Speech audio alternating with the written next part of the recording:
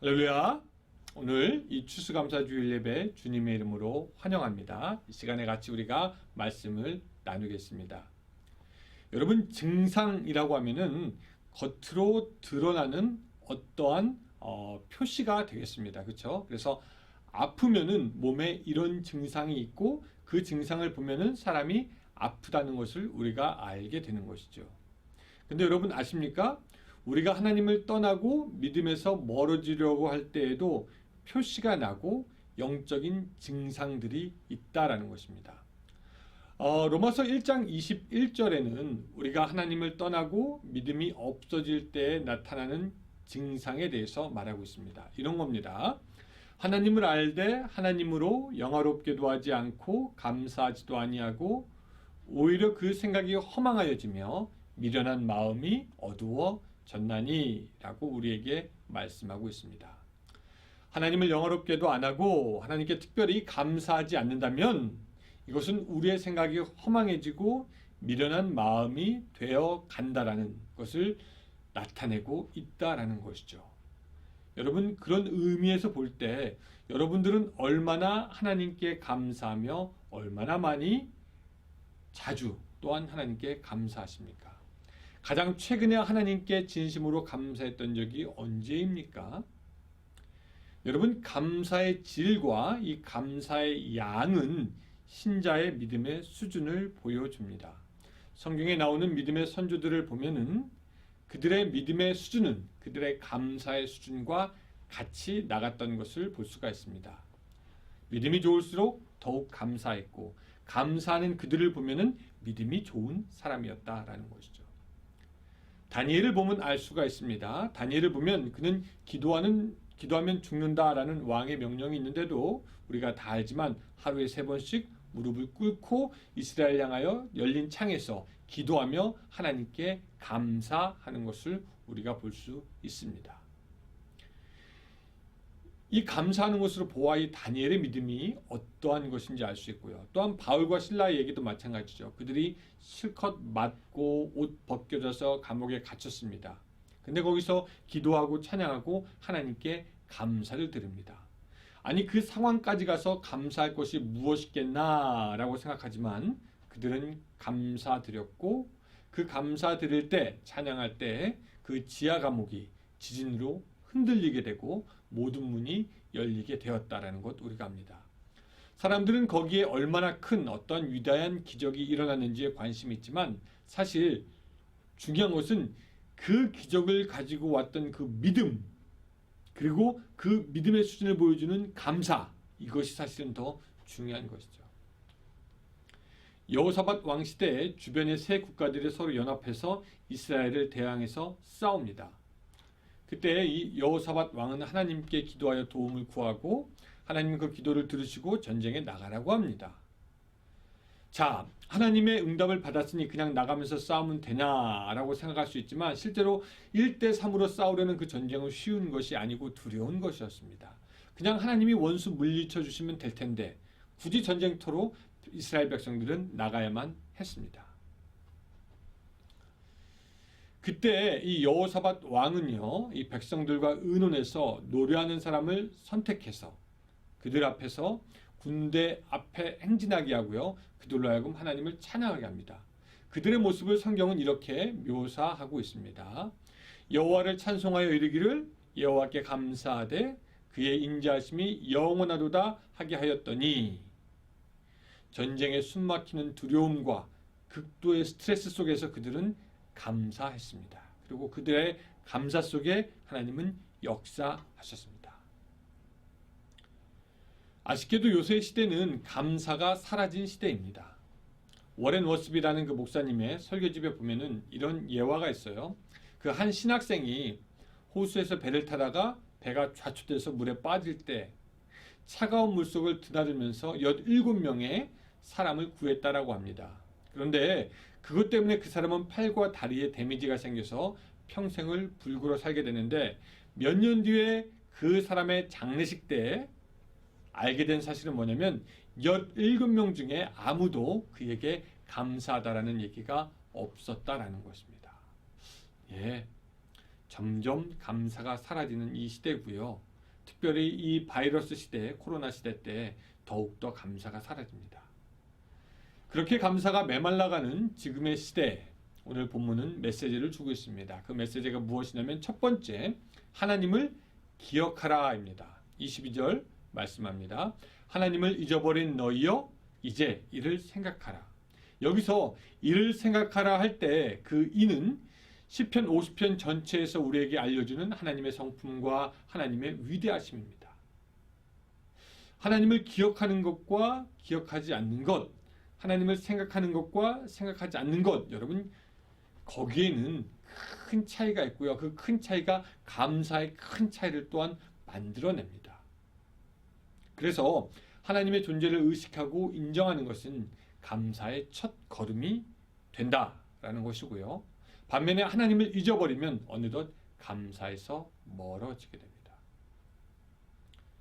우리가 열왕기상을 통해서 솔로몬에 대해서 이게 살펴보았지만 이 솔로몬은 그가 왕이 되어서 성전을 짓기까지 하나님께 열심히 특심이었습니다.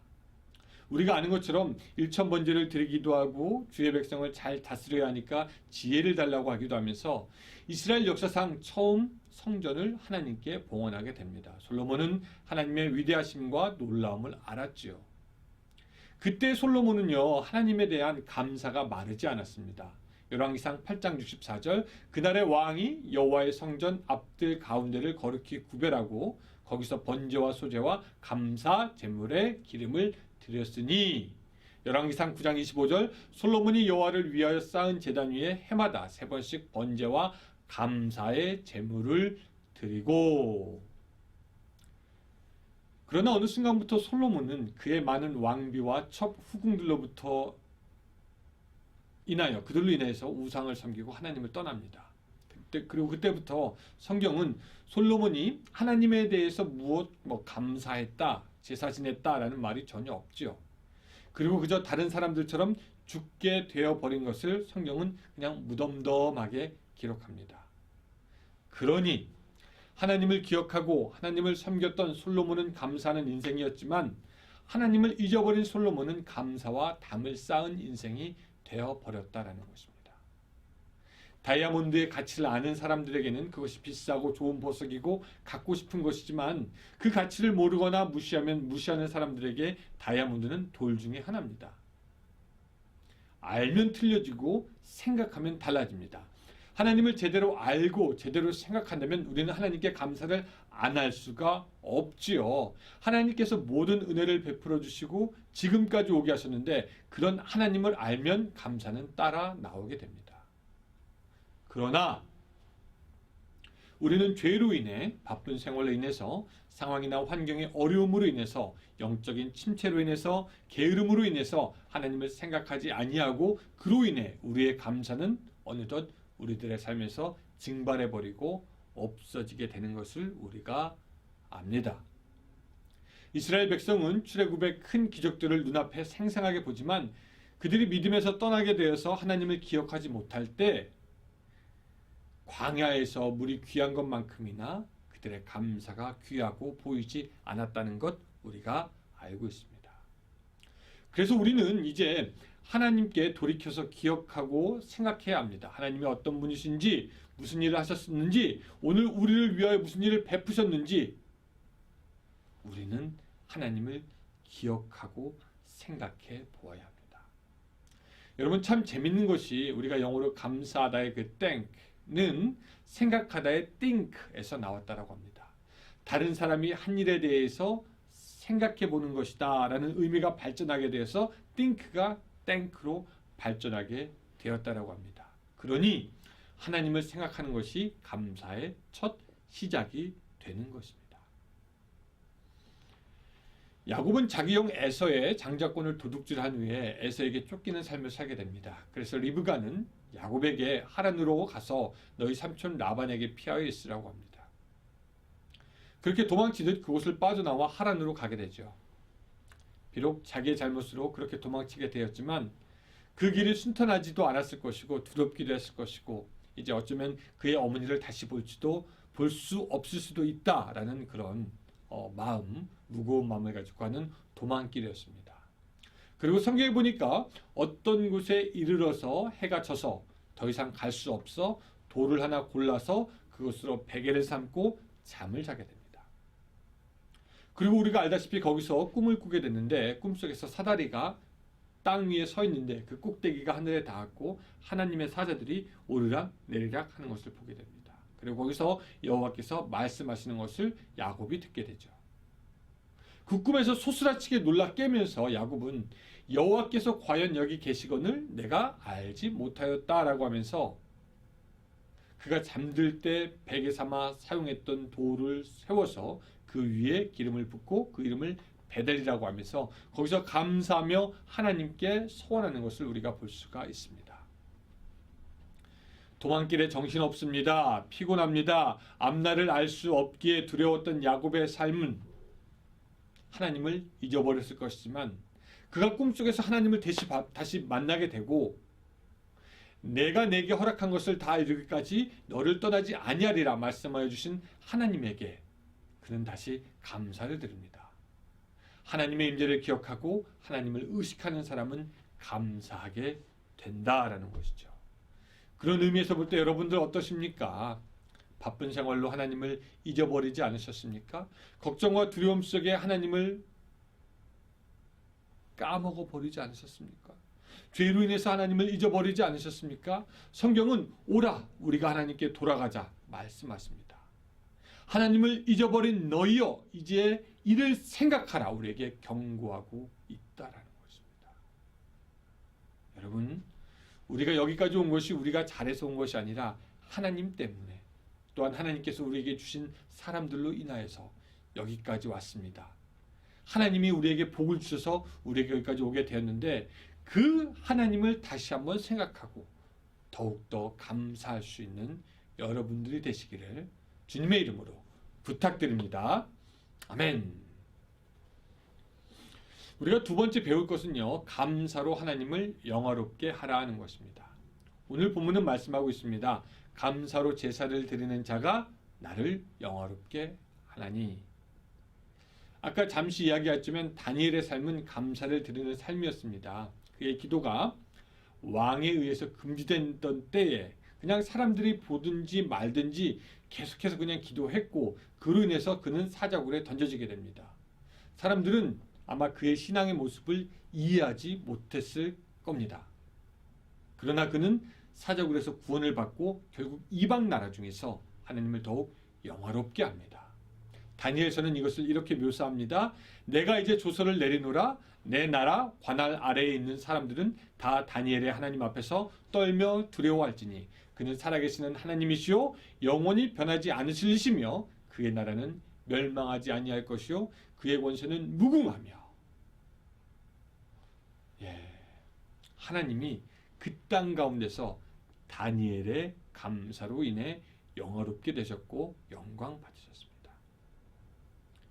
아마 이 장로교 측에서 오신 분들은 소요리 문답 뭔지 아실 겁니다. 그렇죠? 웨스터민스터 카테키즘, 쇼로 카테키즘. 거기 제일 처음에 나온 그게 뭐냐면요. 사람의 제일 되는 목적은 하나님을 영화롭게 하는 것이다. 그렇게 나오죠. 본문에서 감사가 하나님을 영화롭게 하는 것이라면은 감사야말로 우리 사람의 제일 되는 목적을 달성하게 하는 것이며 이런 감사가 우리의 습관과 태도가 되면은 우리는 언제든지 하나님께 감사할 수 있게 됩니다. 감사가 우리들의 삶에서 항상 실천되어야 할 습관이고 마음의 자세라는 것이죠. 근데 이제 이런 얘기하면은 어떤 분들은 아니 도무지 감사할 조건이 없는데 뭘 어떻게 해야 됩니까? 조금 볼메인 소리를 내시는 분들도 있습니다. 이해가 됩니다. 많은 사람들에게 이 감사는요 무엇인가 받고 누리고 무엇인가 자기가 하기 원하는 거 할 때 하는 것으로 잘못 알려졌는데 여러분 다시 한번 다니엘로 가서 보기 원합니다. 다니엘의 감사는 그저 좋은 일이 생길 때만 하는 감사가 아니라 감사가 습관이었고 감사가 태도였습니다. 심지어는 위협과 핍박 속에서도 감사를 했던 것을 우리가 아는 것이죠. 여러분들에게 있어서 감사는 어떤 것입니까? 감사가 혹시 나의 소원이 이루어졌거나 바라는 것이 생겼을 때에만 하는 어떤 이벤트나 일과 같은 것들은 혹시 아닙니까? 성경은 우리가 항상 감사해야 되는 것에 대해서 말씀합니다. 데살로니가전서 5장 18절 범사에 감사하라 이것이 그리스도 예수 안에서 너희를 향한 하나님의 뜻이니라 라고 우리에게 권면하고 있습니다. 성경은 범사에 감사하라고 우리에게 말하므로 감사가 삶의 태도요 습관이 되어야 한다라고 얘기하고 그런 감사가 바로 하나님을 영화롭게 하는 것입니다. 영국의 한 목사님은 그 예배 때 기도할 때마다 항상 감사하는 것으로 유명했습니다. 그 목사님이 이제 하루는 주일날 예배 드리는데 날씨가 너무 좋지 않았습니다. 그때 이제 그 기도하는 그 교회 식구들이 야 오늘 날씨도 안 좋고 뭐 이렇게 별로 뭐 우울해 보이는데 아마 오늘 같은 날은 목사님이 감사할 거 없을 거야 라고 이렇게 기도 중에 생각했다고 합니다. 그때 목사님이 이렇게 기도했습니다. 하나님 이런 나쁜 날씨가 날마다 우리에게 있는 것이 아니라 가끔씩 있기 때문에 또 감사합니다. 예, 바로 이런 감사의 태도가 특별히 팬데믹 같은 요 사이에 더욱더 귀하게 느껴집니다. 사실 우리가 뭐 감사를 한다고 해도 당장에 무슨 상황이 변하지 않을 수도 있죠. 힘들고 스트레스와 어떤 문제들이 여전히 우리를 괴롭게 할 수도 있고 우리 앞에 여리고성은 여전히 무너질 줄 모르고 더욱 기세당당하게 서 있을 수도 있습니다. 그런데 우리가 감사하기를 선택할 때 우리의 마음이 변합니다. 우리의 영안이 열립니다. 그리고 우리의 문제 뒤에 계신 주님을 보게 되는 것입니다. 그래서 윌리엄 핸드릭스라는 분이 이렇게 얘기했어요. 감사의 기도에 대해서 뭐라고 얘기했냐면은 우리가 감사의 기도를 하지 않는다면 그것은 기도의 날개에 집게를 집어넣는 것 같아서 하늘로 올라가지가 않는다. 우리들의 기도에도 더욱더 감사가 필요한 부분입니다. 말씀드렸지만 하나님은 우리가 범사에 감사하기 원합니다. Everything 이것이 범사 아닙니까? 여러분들의 감사는 조건적입니까? 무조건적입니까? 범사해야 합니까? 아니면 어떤 특별한 일이 있을 때만 하는 것입니까? 우리가 할 수 있는 감사를 할 때 하나님은 영광 받으시고 하나님은 하나님이 하실 수 있는 일들을 우리를 위해서 하시는 줄로 믿습니다.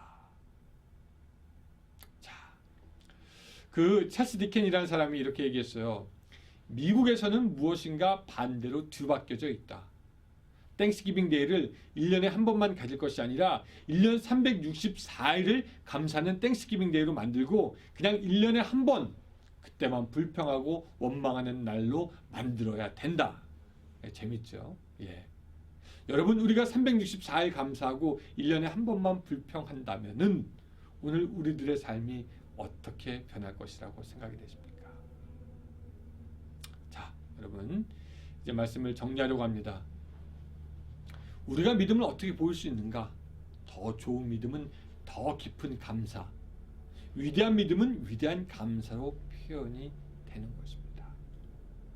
제목이 없을 때라도 감사할 어떤 일이 없을지라도 오늘 하나님의 그 성품과 우리에게 해주신 일들을 다시 한번 생각해 보면서 감사할 수 있는 여러분들이 되시고요. 그 감사가 여러분들의 삶의 습관과 태도가 되기 바라고 그 감사로 인해서 하나님께서 여러분들을 통해 영화롭게 되시고 영광 받으시기를 주님의 이름으로 축원합니다. 기도하겠습니다. 하나님 우리가 우리들의 삶에서 날마다 감사할 수 있도록 주여 도와주시되 특별히 깊이 생각하여서 과연 하나님께서 우리에게 원하시는 것이 무엇인가 알 수 있도록 도와주시고 또 깊이 생각하면서 하나님께 더욱더 감사하는 우리들의 삶이 될 수 있도록 도와주시옵소서. 감사가 우리들의 삶의 행동과 습관이 될 수 있도록 도와주시고 이러한 감사로 하나님 영광 받아 주시옵소서. 예수님의 이름으로 기도드리옵나이다. 아멘.